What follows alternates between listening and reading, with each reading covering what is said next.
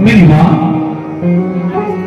गौशाला में दूध दुह रही थी अंधेरे में, ब्रह्म मुहूर्त में आकर के एक काले रंग का सर्प आया और वही काले रंग का सर्प आकर के मेरी माँ को डस कर से चला गया। मेरी माँ अपने प्राणों को छोड़ गई। मैं माँ का लाडला बेटा था, माँ से बड़ा प्रेम करता था। आज मुझे बड़ा कष्ट हुआ कि मेरी माँ मुझे छोड़ करके चली गई। अंत्येष्टि क्रिया की है मैंने माँ की, एकादशा, दशगात्र, सपिंडी, ये सब यज्ञ किए और यज्ञ करने के बाद में मैं वहां से संत बनकर के घर से निकल गया, जंगल में जाकर के हरि का भजन करने लगा। और एक दिन भजन कर रहा था और भजन करते करते नीला नीला प्रकाश दिखाई दिया और नीले नीले प्रकाश में टेढ़ी टांग वाला मुरलीधर दिखाई दिया। और जैसे ही मैं मुरलीधर के चरणों की ओर चला, इतने में भगवान अंतर्ध्यान हो गए और बोले, हरदास अभी तेरे कुछ पाप बाकी हैं और जब तक तुम उन पापों का भोग नहीं भोगोगे तब तक मेरा दर्शन नहीं होगा। मैं बिलखता रह गया, तड़पता रह गया और मैंने कुछ समय के बाद में उस शरीर का भी त्याग कर दिया। और अब की बार में जब जन्म लेकर के आया तो ब्रह्मा का पुत्र नारद बन करके आया। ये नारद किसके पुत्र हैं? ब्रह्मा के। और ये वीणा मुझे दी है कि देवदत्ता इमाम वीणा स्वर ब्रह्म विभूषिता मूर्छयत्वा हरि कथा स्वर ब्रह्म विभूषिता।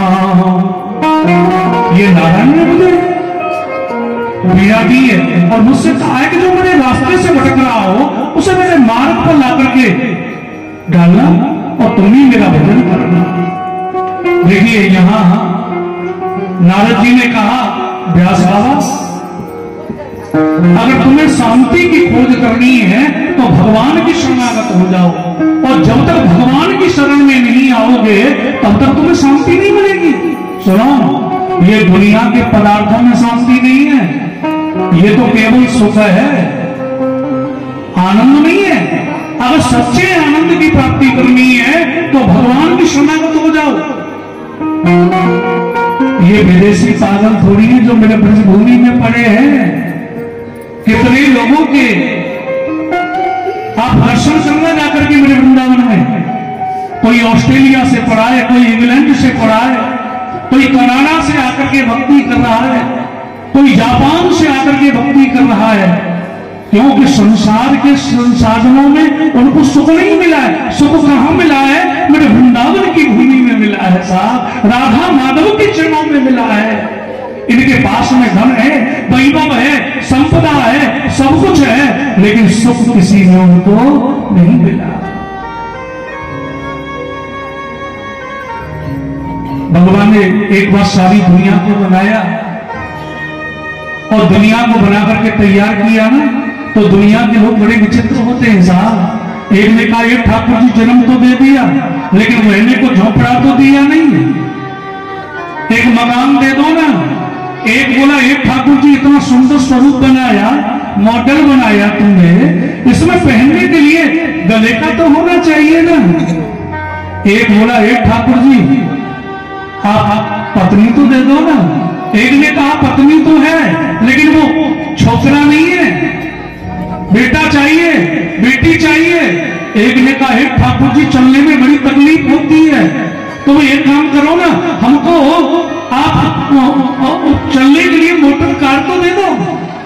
किसी ने भगवान से पद मांगा, किसी ने प्रतिष्ठा मांगी, किसी ने घर मांगा, किसी ने बेटा मांगा, किसी ने नारी मांगी।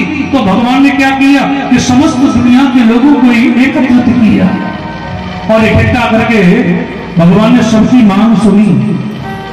कोई बेटा मांग रहा है, कोई नाती मांग रहा है, कोई धन मांग रहा है, कोई पद मांग रहा है, कोई प्रतिष्ठा मांग रहा है। भगवान ने दुनिया के लोगों से कहा झोली फैला करके खड़े हो जाओ। और ये दुनिया के लोग है ना, अपनी झोली फैला करके खड़े हो गए। जिसको पत्नी चाहिए पत्नी दे रहे हैं, जिसको घर चाहिए घर दे रहे हैं, जिसको धन चाहिए धन दे रहे हैं, जिसको ऐश्वर्य की प्राप्ति करनी है उनको ऐश्वर्य प्रदान कर रहे हैं, किसी को पद दे रहे हैं। किसी को ऐश्वर्य प्रतिष्ठा ये सब दे रहे हैं, लेकिन भगवान की टोकरी से एक वस्तु निकल करके और भगवान के चरणों में गिर गई। लेकिन लेने वाले बड़े खुश हैं, हमारे मन के मुताबिक जो चाहिए था वो मिल गया, सब खुश होकर के लेने करके जा रहे हैं। लेकिन भगवान की टोकरी से जो वस्तु निकली है और भगवान के चरणों में गिरी है, उसकी तरफ किसी का ध्यान नहीं है। लक्ष्मी देख रही थी बैकुंठ से, लक्ष्मी मैया दौड़ करके आए, बोली नारायण तुमने क्या चुराया है जो पैर के नीचे छुपाया, कारण बताओ ना ये क्या छुपाया है। भगवान बोले देवी दुनिया के लोगों को मैंने सब कुछ दिया, जिसने धन मांगा धन दिया, जिसने वैभव मांगा वो दिया, ऐश्वर्य दिया, प्रतिष्ठा दी, पद दिया, लेकिन इस दुनिया में मैंने शांति किसी को नहीं दी है। भगवान ने सब कुछ हमको दिया, लेकिन एक चीज नहीं दी है, शांति नहीं दी है। भगवान बोले लक्ष्मी ये शांति तो केवल उसको ही प्रदान करूंगा जो मेरे चरणों का अनुरागी बनेगा, जो मेरे चरणों का प्रेमी बनेगा, जो मेरे चरणों में आकर के भक्ति करेगा। और असल में संसार में शांति नहीं है, अगर शांति है तो केवल राधा रानी के चरणों में है, मेरे गोविंद के चरणों में है। अब कभी भी मेरे वृंदावन में जाना, बिहारी जी मंदिर में जाओगे तो वहां से हटने का मन नहीं होता है। आज बरसाने में जाओगे, किशोरी जी के चरणों में बैठने का मन होता है। सबसे ज्यादा अगर शांति है तो केवल परमात्मा के चरणों में ही है। इसलिए कि न तथा वासुदेवस्य महिमा वर्णिता। आपने सब कुछ किया, लेकिन मेरे गोविंद की गाथा किसी शास्त्र व वेद में नहीं है। यहां पर नारद जी ने व्यास बाबा को 4 श्लोकों की भागवत सुनाई। ये भागवत पहले 4 श्लोकों की थी, जिसको हम कहते थे चतुश्लोकी भागवत। क्या बोलते थे? चतुश्लोकी भागवत। अहमेवासमेवाग्रे नान्यत् यस्य परम पश्चादहं यदेतच्च यो वशिष्येत सोऽस्मि हृदयं यत् प्रतीयेत न प्रतीयेति चात्मनि तत्तदात्मनो मायं यथा वासो यथा तमः। ये 4 श्लोकों की भागवत नारद जी ने व्यास जी को सुनाई, और व्यास बाबा ने क्या किया मालूम है? उसका विस्तार कर दिया। और कितने श्लोक बनाए? 18,000। कितने बनाए जी? 18,000। और बना करके मन में रख लिए। अब इनको लिखे को सो व्यास बाबा ने सोचा कि गणेश बाबा बहुत अच्छा लिखते हैं गणेश जी, सो गणेश जी को याद किया, हमारी भागवत लिख दो ना। गणेश जी बोले अरे अपन एक जगह उतना ठहरते हैं जितना कि गाय का दूध निकाला जाए, 5 या 6 मिनट, तुम्हारे 18,000 श्लोकों को हम कैसे लिख रहे हैं? व्यास बाबा बोले कृपा कर दो ना। गणेश जी बोले ठीक है, लेकिन शर्त यह है कि हम लिखते जाएंगे और आप बोलते जाना। अगर आपने बोलना बंद किया तो तुम्हारी भागवत को छोड़ करके चले जाएंगे। व्यास बाबा ने सोचा ये तो बहुत बड़ी शर्त हो गई, अब श्लोक बनाने भी है, बोलने भी है। लेकिन व्यास बाबा ने कहा सुनो तुम्हारी शर्त मंजूर है, और आपको भी हमारी शर्त माननी होगी कि जिस श्लोक को बोले और उस श्लोक का अर्थ अगर ठीक है तो भागवत में लिखना है, अगर अर्थ नहीं ठीक है तो भागवत में नहीं लिखना है। गणेश जी बोले ये भी कोई बड़ी बात है, जब श्लोक बोलोगे तो अर्थ जान लेंगे हम। अब गणेश जी भागवत लिख रहे हैं और व्यास बाबा श्लोक बोल रहे हैं, लेकिन इतना तेज लिख रहे हैं गणेश जी कि व्यास बाबा को ऐसा लगा कि भागवत अधूरी रह जाएगी। तो उन्होंने एक श्लोक ऐसा बोला कि गणेश जी को सोचने पर मजबूर कर दिया कि जिस समय हिरण्याक्ष का जन्म हुआ, मुकुट आसमान से लगा है और नित्य 4 हाथ आगे को और बढ़ेंगे। गणेश जी ने कलम रख दी, बोले कि व्यास बाबा ने ऐसा कैसे बोल दिया? जन्म लेते ही मुकुट आसमान से लगा है और 4 हाथ आगे को और बढ़ेगा रोज। लेकिन सोचने के गणेश जी ने विचार किया कि व्यास बाबा ने जो कुछ भी बोला होगा ठीक ही बोला होगा। अब कलम तो रख दी और विचार कर रहे हैं हिरण्याक्ष किसे कहते हैं? हिरण्य माने होता है सोना, अक्ष माने होती है आंख, जिसकी आंखों में सोना भरा है उसे कहते हैं हिरण्याक्ष। यानी स्वर्ण का दूसरा नाम है लोभ। दूसरा नाम क्या है?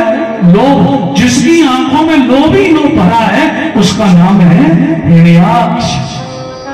और लोभ तो रोज बढ़ता है। अगर आज 1 करोड़ आ गया, सोचोगे कल बिजनेस 2 करोड़ का हो जाए, फिर सोचोगे 10 करोड़ का हो जाए, फिर सोचोगे 100 करोड़ का बिजनेस हो जाए, फिर 1000 करोड़ की बात सोचोगे। तो ये लोभ कभी कम नहीं होता है। लोभ तो 4 हाथ आगे को बढ़ता है। जब उस अर्थ को ऐसे घटाया, इतने में तो व्यास बाबा ने फिर 100-200 श्लोक बना दिए। हर 100 श्लोक के बाद में एक कृष्ण श्लोक ऐसा बोलते कि गणेश जी को मजबूर कर दें। और 18,000 श्लोकों की भागवत व्यास बाबा ने गणेश जी के द्वारा लिखवाई है। और शुरुआत कहां से हुई है? महाभारत के युद्ध से।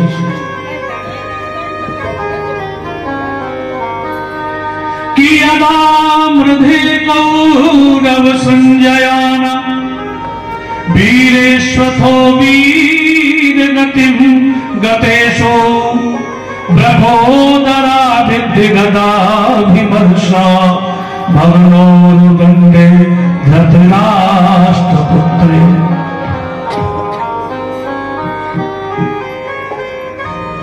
महाभारत का युद्ध है। कौरव और पांडवों की सेनाएं आमने सामने खड़ी है। युद्ध के मैदान में भयंकर युद्ध हो रहा है। आज स्थिति ये बनी है कि कौरवी सेना सब विनाश की स्थिति में चली गई। दुर्योधन, कृतवर्मा, अश्वत्थामा ये 3 महारथी बचे हैं और पांडव सभी सुरक्षित हैं।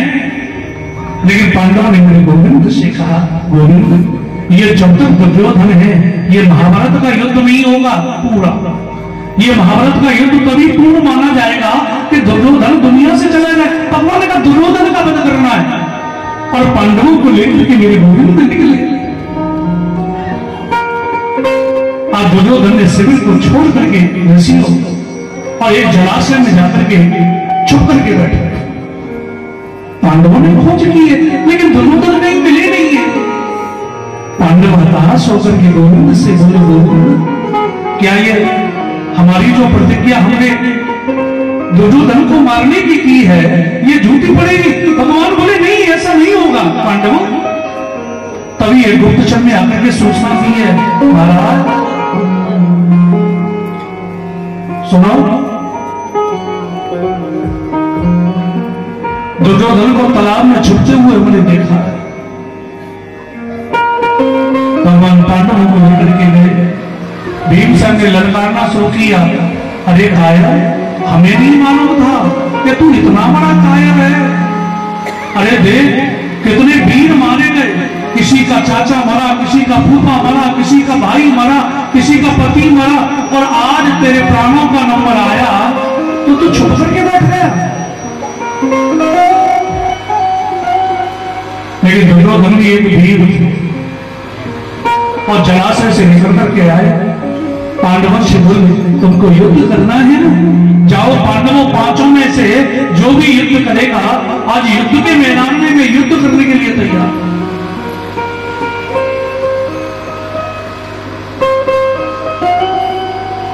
भगवान की बगल में धर्मराज युधिष्ठिर खड़े थे और युधिष्ठिर ने धर्मराज के आज पद की गरिमा को बनाते हुए कह दिया, दुर्योधन तुम जिस पांडव को चयन कर लोगे वही पांडव तुम्हारे सामने युद्ध के मैदान में युद्ध करने को तैयार है। भगवान ने इशारा किया, भाई जी तुम क्या कह रहे हो? और दुर्योधन से तुमने कह दिया कि जिस पांडवों को चयन कर लेगा वो युद्ध के मैदान में होगा।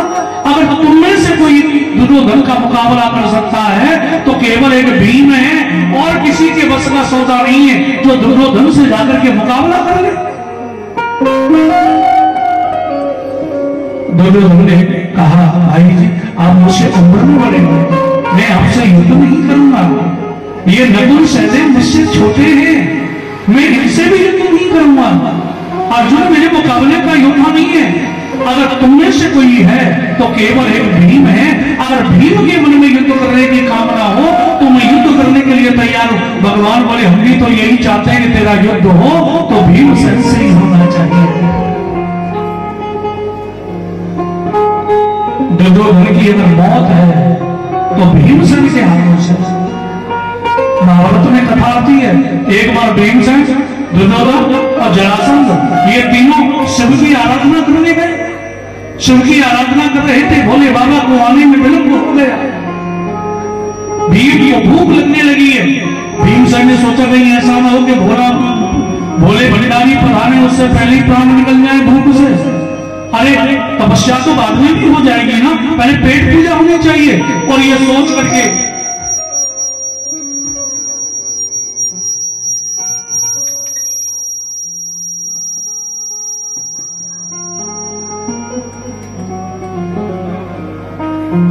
सोच करके जंगल में, और जंगल में जाकर के पहले फल खाए।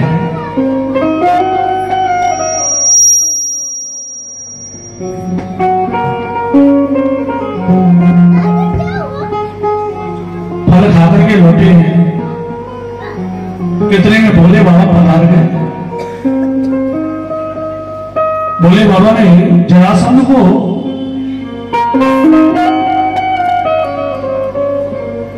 और दुर्योधन को 10,000 हाथियों का बल प्रदान कर दिया। इधर में भीमसेन फल खाने हुए तपस्या करने को जा रहे हैं।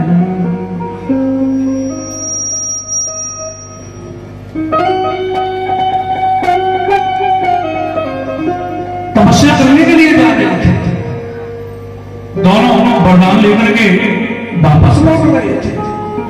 लेकिन दोनों ने कहा, बेटू तूने खाने के पीछे तपस्या का नाश कर दिया। भोले बाबा आए थे, 10,000 हाथियों का बल प्रदान करके चले गए। तो दुर्योधन ने सोचा कि मैं अब शिव जी की आराधना नहीं करूंगा, अगर आराधना करनी है तो परात्मा जगदम्बा की करनी है। और जाकर के बैठे, मां की आराधना करी। जगदम्बा प्रसन्न होकर के आई। भीमसेन से कहा, बाबू क्या चाहिए? भीमसेन ने कहा, मां मेरे मन की कामना तो केवल एक ही है कि मुझे उनके मुकाबले का योद्धा बना दो, उनके बराबर का मुझे आज योद्धा नियुक्त कर दो, आशीर्वाद दे दो। मां ने आशीर्वाद दिया, बेटा जा, तुझे भी मैं 10,000 हाथियों का बल प्रदान करती हूँ। जरासंध और दुर्योधन के मुकाबले पर तू योद्धा बन गया। अब भीमसेन बड़े खुश हुए, ताता थे मैं उनके मुकाबले का योद्धा हो गया। मां ने कहा, बेटा ये जो कुछ भी तुझे मिला है ना, ये तो शिव की आराधना का फल मिला है, लेकिन तूने मेरी जो आराधना करी है उसका तो कुछ हुआ नहीं।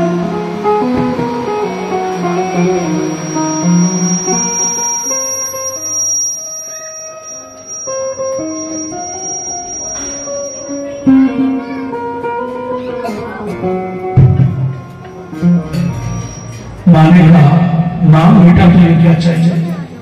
भीमसेन ने कहा, मां मेरे मन की कामना पूर्ण हुई, अब मुझे कुछ नहीं चाहिए। भीमसेन से बहुत कहा, लेकिन भीमसेन ने कुछ मांगा नहीं। आज मां जगदम्बा खुश होकर के बोली, भीम एक अलग से मेरा आशीर्वाद है कि जरासंध की और दुर्योधन की मौत तेरे ही हाथों से होगी, ये मेरा अलग से आशीर्वाद है। और भगवान कृष्ण जानते हैं कि दुर्योधन की मौत का अगर कोई कारण है तो केवल भीमसेन है, और युद्ध होना चाहिए तो भीमसेन से होना चाहिए। और फिर क्या था, गदा युद्ध हुआ है भीम और दुर्योधन में, लेकिन दुर्योधन में दाव पेच जाता है और भीमसेन में बल जाता है। भीमसेन युद्ध करते रहे, दुर्योधन कब्जे में नहीं आया, और जब दुर्योधन कब्जे में नहीं आए तो भगवान की ओर देखने लगे। भगवान ने कहा, भीमसेन देखा तो सही, लेकिन देर से देखा। आज का भी जीव परमात्मा को कब याद करता है?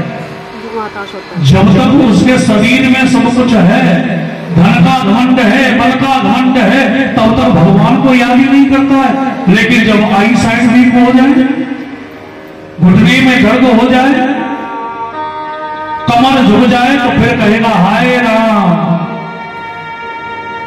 जब तक घुटने ठीक है, हाथ ठीक है, पैर ठीक है, तब तक भगवान को राम नहीं बोलता है। कब बोलेगा? जब अपना बल कमजोर हो जाए। लेकिन भगवान तो ऐसे हैं, वो तो निर्बल के भी बल रहा। एक बार तुम कह दो मैं तेरा हूं, तू मेरा है, भगवान कहते तू एक बार कहने में तेरा हूं, तू मेरा है।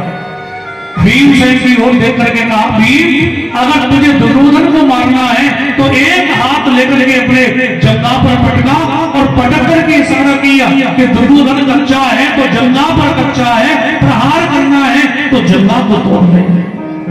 और दूसरा इशारा यह किया, जिस समय द्रौपदी का चीर खींच रहा था ना, तो इस दुर्योधन ने ये कहा, तू तो मेरी दासी ही है ना, आकर के मेरी जंगा पर बैठ जा। और तूने उस सभा में ये प्रण किया था कि दुर्योधन जिस दिन युद्ध के मैदान में तुम होगे सामने, ये जंगा को मैं तोड़ डालूंगा। और आज उसको भी पूरा कर भीमसेन ने आज गदा फेंक दिया, युद्ध बंद कर दिया और भगवान के सामने आकर के खड़े हुए और बोले, मैंने तो ये सुना है कि यदा यदा हि धर्मस्य ग्लानिर्भवत भारत अभ्युत्थानम् अधर्मस्य तदात्मानं सृजाम्यहम्। मैंने ये भी सुना है कि धर्म संस्थापनार्थाय संगमामि युगे युगे। तुम जब भी आते हो दुनिया में धर्म की स्थापना करने आते हो, और आज कहते हो जनता को तोड़ दो। भगवान ये धर्म की लड़ाई नहीं होगी, प्रभु मंदिर जाओगे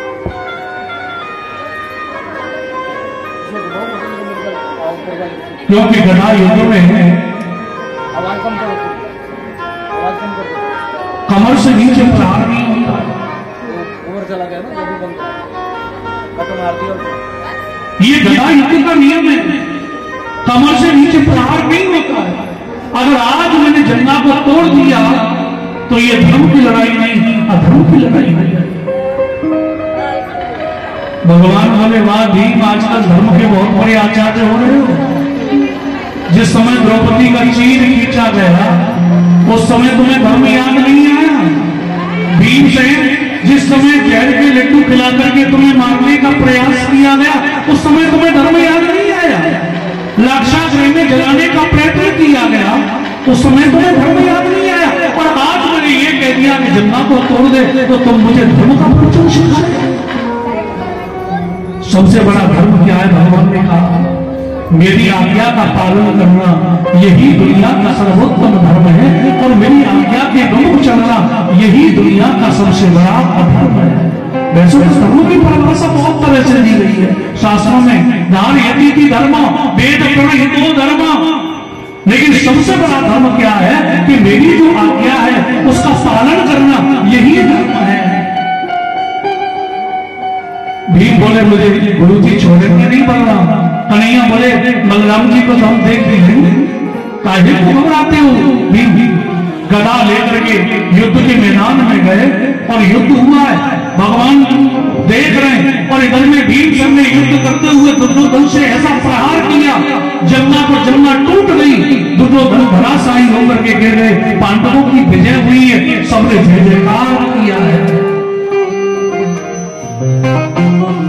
लेकिन भगवान ने पांडवों से कहा, सुनो, तुम्हें रात में सोना नहीं है, जागरण करना है।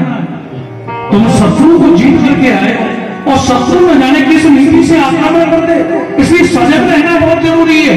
भगवान शिव से पांडवों को लेकर के चले गए और वही द्रौपदी के 5 बेटा सो रहे थे, उनसे भी कहा तुम चलो, लेकिन उन्होंने मना कर दिया, हमें नहीं जाना है। इधर में अश्वत्थामा देखने को आए दुर्योधन को, क्योंकि महारथी है ना दुर्योधन, और दुख को जाकर के प्रकट किया अश्वत्थामा ने और कहा कि तुम्हारी अंतिम इच्छा क्या है? दुर्योधन ने कहा कि 5 पांडवों के मस्तक मुझे ला करके दे दो, यही मेरी अंतिम इच्छा है। अश्वत्थामा बोले, प्रयास करूंगा। आज निकल करके गए, एक वटवृक्ष के नीचे जाकर के रात्रि में विश्राम किया, और जिस वटवृक्ष के नीचे विश्राम कर रहे हैं उस पर 100 कोए सोए हुए हैं, और एक रात में उल्लू जगा हुआ है, और जगते हुए उल्लू ने सोते हुए 100 कौओं को मार मार करके गिरा, जो कि एक कौवा 100 उल्लुओं का मुकाबला कर सकता है, लेकिन एक जगते हुए उल्लू ने सोते हुए 100 कौओं को मार गिराया। पंडित जी अश्वत्थामा ने विचार किया, ऐसे मुझे पांडवों का वध कराना है। पांडवों के शिविर में गए रात का समय था। और जैसे ही पहुंचे तो द्रौपदी के 5 बालक सोए हुए थे, उनको पांडव समझा और रात में उनके मस्तक काट करके एक जगह इकट्ठे किए और एकत्रित करके लेकर के आए और दुर्योधन से बोली, ये 5 पांडवों के मस्तक लेकर के आए। पहले तो बड़ा दुर्योधन आनंदित हुआ कि मेरी अंतिम इच्छा पूर्ण हुई है, लेकिन एक मस्तक को हाथ में लेकर के देखा, बल का प्रयोग किया, आज वो मस्तक फूट गया। दुर्योधन ने कहा, पंडित जी ये पांडवों के मस्तक नहीं है, मुझे मालूम है उनके मस्तक बड़े कठोर हैं, तो द्रौपदी के बच्चों के मस्तक हैं। आज इतने दुखी हुए कि मैंने अपने हाथ से अपने कुल का विनाश कर दिया, बहुत दुखी हुए और रोते बिलखते प्राणों का त्याग कर दिया। और द्रौपदी को जो मालूम पड़ा है कि मेरे पुत्र मारे गए, तो 5 बेटों को लेकर के आई है, आंगन में बैठ करके रोने लगी है द्रौपदी कि माता शिशोदा निधनम सुताना विषम्य घोरम परतप्यमाना। अरे अर्जुन, तुम्हारा गांधी कहां गया जो तुम्हारे बच्चों की रक्षा सुरक्षा नहीं कर पाया? अरे भीम, तुम्हारी गदा आज जिसने बड़े बड़े योद्धाओं को परास्त किया, लेकिन तुम्हारे बच्चों की वो गदा रक्षा नहीं कर पाई। पांडव निकल करके आए, द्रौपदी देवी को सांत्वना दी है, देवी चिंता मत करो, जिसने तुम्हारे बच्चों का वध किया है उसे मत छोड़ो, आज उसे छोड़ने वाले नहीं है। अर्जुन भगवान को रथ में बिठा करके लेकर के अश्वत्थामा की खोज करने के लिए है। संध्या का समय होने को आया, अश्वत्थामा मिले नहीं। भगवान समझ गए कि अर्जुन हताश है, तो आज रथ को उधर घुमाया जिधर अश्वत्थामा छिपे हुए थे।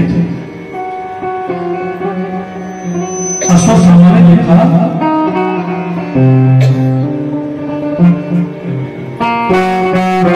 अर्जुन का रथ आ रहा है, ब्रह्मास्त्र लेकर के अर्जुन के ऊपर छोड़ दिया। उस ब्रह्मास्त्र से अग्नि निकली और वही अग्नि अर्जुन की ओर आने लगी। अर्जुन ने कहा, गोविंद कृष्ण कृष्ण महाभाग भगदा नाम भयंकर। अरे भैया, ये अग्नि मुझे खाने को दौड़ रही है, अग्नि है क्या मुझे मालूम नहीं है। भगवान ने कहा,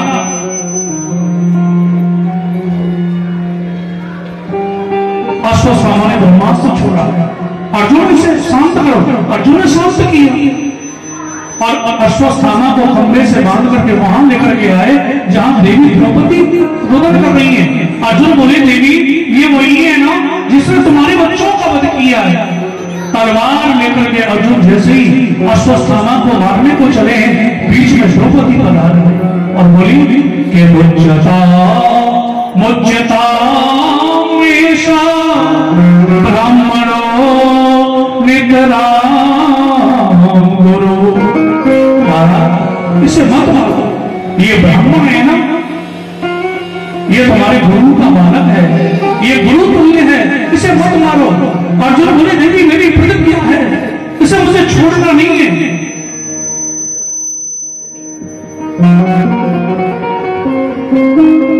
छोड़ना नहीं है मुझे इसे। लेकिन द्रौपदी ने कहा, पतिदेव मुझे मालूम है जिस मां का बेटा दुनिया से चला जाए उस मां को कष्ट क्या होता है, और आज उसी कष्ट को मैं सहन कर रही हूं।